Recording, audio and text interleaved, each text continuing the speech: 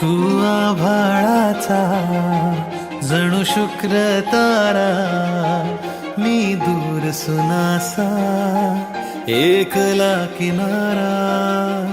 तू रानामधला गंध कस्तुरीचा, मी शोधत फिरता भरकटता वारा.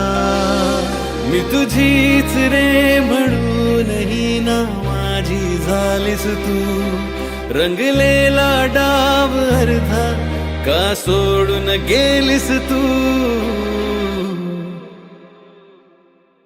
आता जगण्याचे मज अर्थ कळेना, विन तुझी आता मन कुठे जुळेना.